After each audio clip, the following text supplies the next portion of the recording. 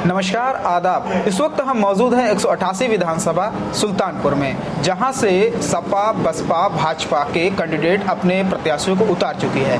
वर्तमान समय में हम जो विधायकों का इंटरव्यू, जो विधायक उम्मीदवार हैं उनका इंटरव्यू कर रहे हैं। इस दौरान हमारे साथ में आज मौजूद हैं सिद्धार्थ भीम बौद्ध, जो कि एक पेशे से अधिवक्ता हैं दीवानी न्यायालय में।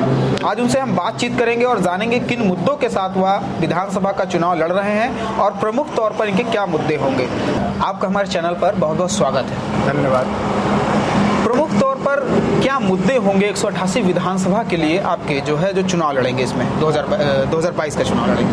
सर्वप्रथम आपके चैनल पे मेरा इंटरव्यू हो रहा है, उसके लिए बहुत बहुत धन्यवाद जी। आपको बहुत जो हमारे प्रमुख मुद्दे हैं, बहुजन मुक्ति पार्टी का जो राष्ट्रीय मुद्दा है वो सारे मुद्दों को स्टाम्प पेपर पर लिखित मुद्दे दिया जा रहा है।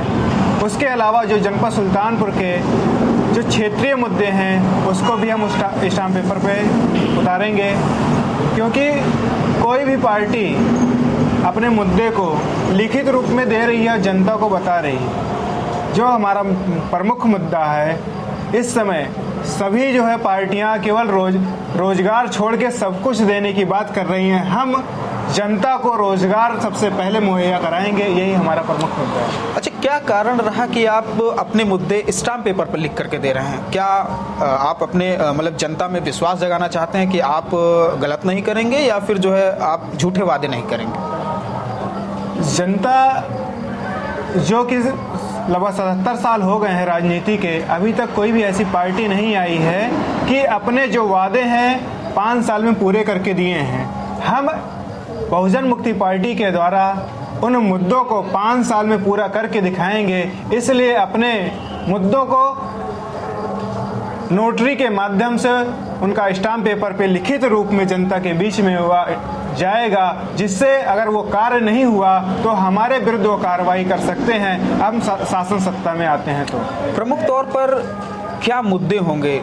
रोजगार मुद्दा तो प्रमुख तौर पर है आज की डेट में, युवाओं के लिए और किसानों के लिए भी मुद्दे हैं। तो जैसे बहुत सारी जो अभी राजनीतिक पार्टियां लड़ाई में हैं राजनीतिक रूप से, उसमें प्रमुख तौर पर आपके क्या मुद्दे होंगे?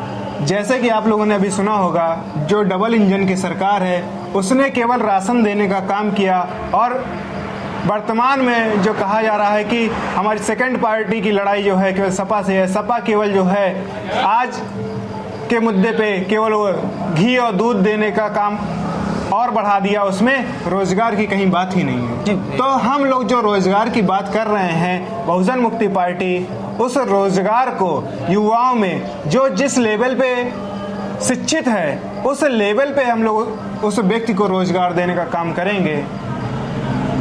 शहर में जनपद जो सुल्तानपुर है, उस समय वर्तमान समय में वहाँ जाम बहुत लगता है। क्या लगता है कि ये भाजपा सरकार, जो कि आपने कहा डबल इंजन की सरकार है, डबल इंजन की सरकार अगर आप कह रहे हैं तो केंद्र में और प्रदेश में सरकार है, जी सुल्तानपुर में विधायक और इसके साथ साथ अगर कहें नगर पालिका परिषद के जो अध्यक्ष हैं, चेयरमैन हैं, वो भी भाजपा से हैं। जी।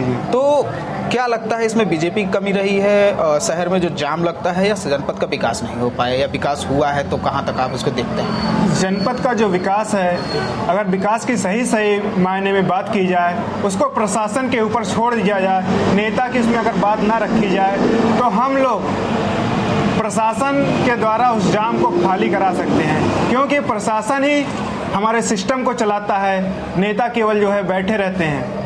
और नेता केवल कानून बनाते हैं, कानून का पालन जो हमारे वर्तमान में जो कर्मचारी वर्ग है वो उनको पालन कराते हैं। ऐसा नहीं लगता है कि जो वर्तमान समय में आधुनिकीकरण है, जो वर्तमान समय में, उसमें इसका उपयोग किया जाए, टेक्नोलॉजी का यूज किया जाए सुल्तानपुर में? ऐसा देखने को अभी सुल्तानपुर में किसी भी एरिया में ऐसा नहीं देखने को मिलता है। बिल्कुल सहमत हैं। जो प्रमुख तरीके से आपने जितने महानगर हैं वहाँ पे ट्रैफिक के मामले में ट्रैफिक लाइट का जो ट्रैफिक सिग्नल है उसके द्वारा जाम को खत्म किया जा रहा है, उस तकनीक को जनपद सुल्तानपुर में लागू किया जाएगा। तो आपकी सरकार बनेगी तो क्या अगर आप विधायक चुन के जाते हैं तो क्या आप इसको लागू करवाएं? बिल्कुल। ये हमारे जो मुद्दे हैं, लोकल मुद्दे हैं, उसको हम लोगों ने स्टाम्प पेपर पे लिखा हुआ है कि प्रमुख रूप से हम लोग शहर का रेड लाइट सिग्नल के द्वारा जो इलेक्ट्रॉनिक माध्यम है उसके द्वारा ट्रैफिक को ख़त्म किया जाएगा। आपका जो है इसके बाद भी क्या और कुछ मुद्दे हैं जिसको लेकर के आप प्रमुख तौर पर, जैसे युवा, क्योंकि अभी बहुत बड़ा पार्ट है युवा और आप भी एक युवा हैं। जी जी। शायद आप 188 विधानसभा क्षेत्र में सबसे युवा प्रत्याशी के रूप में अभी तक हैं, तो युवाओं के लिए क्या महत्वपूर्ण आपकी तरफ से योजनाएं होंगी? युवाओं के लिए, क्योंकि सबसे पहले जो युवा हो रहे हैं उनकी जो शिक्षा खत्म की जा रही है, दोहरी शिक्षा नीति जो भारत सरकार और उत्तर प्रदेश सरकार ने लागू की है, उस दोहरी शिक्षा नीति को उत्तर प्रदेश में हम शासन सत्ता में आएंगे, उस दोहरी शिक्षा नीति को ही बंद कर देंगे, जिससे एक शिक्षा नीति होगी और एक तरीके से हमारे जो रोजगार हैं वो सिस्टम बाय सिस्टम उन रोजगार को उन युवाओं को दिया जाएगा। तो हमारे देश में, हमारे प्रदेश में बेरोजगारों की जो कमी खत्म हो जाएगी। ऐसा देखने को मिला कि आपके जो घोषणा पत्र है उसमें बेरोजगारों के लिए भी व्यवस्था की गई है, जैसे शायद बेरोजगारी भत्ता की बात कही गई है। जी जी। तो क्या लगता है कि बेरोजगारी भत्ता देने से युवा को कुछ प्रोत्साहन मिल पाएगा या फिर जो है उनको कुछ लाभ मिलेगा इससे?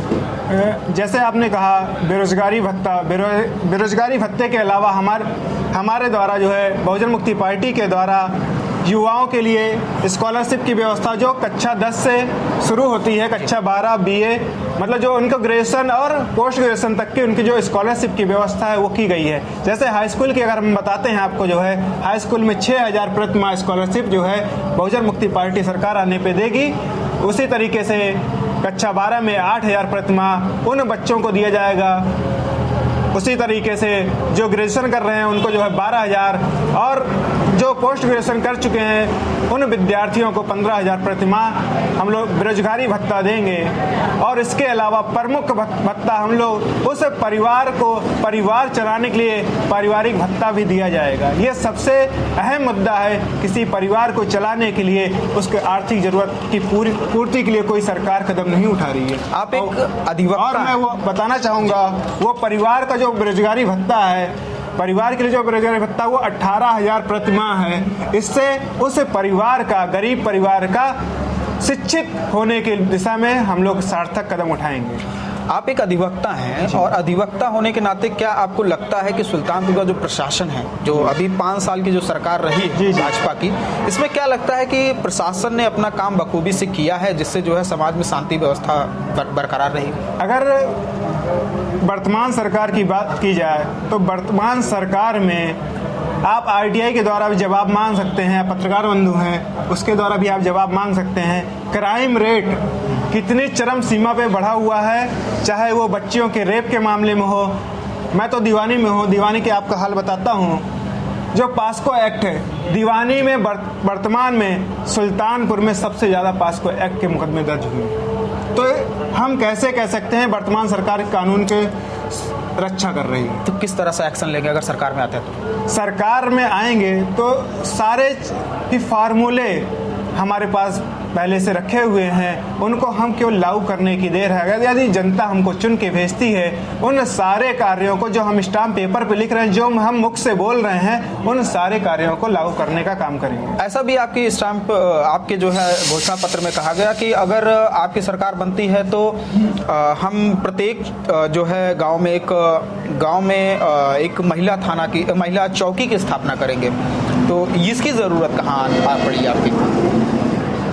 जो महिला चौकी की बात की जा रही है, क्योंकि वर्तमान में हर घर में फूलन देवी नहीं पैदा हो सकती है, इसलिए उस गांव में हम एक चौकी के माध्यम से उस चौकी को ही फूलन देवी के रूप में स्थापित करेंगे।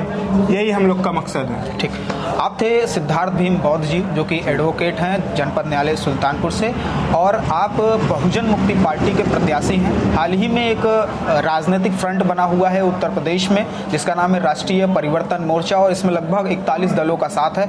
आप उस संगठन से बिलोंग करते हैं, आप उस बैनर के तले लड़ रहे हैं। तो ऐसे ही और वीडियो देखने के लिए आप हमारे चैनल को सब्सक्राइब करें, और अगर ये वीडियो आप फेसबुक पर देख रहे हैं तो चैनल को फॉलो करना मत भूलें। मैं सिद्धार्थ भीम बौद्ध, बहुजन मुक्ति पार्टी से 188 विधानसभा प्रत्याशी। साथियों, आप सभी से मैं अपील करना चाहता हूं, आने वाली 27 तारीख को आप लोग बहुजन मुक्ति पार्टी के प्रत्याशी चुनाव चिन्ह चारपाई का बटन दबाकर आप लोग मेरा साथ सहयोग करेंगे।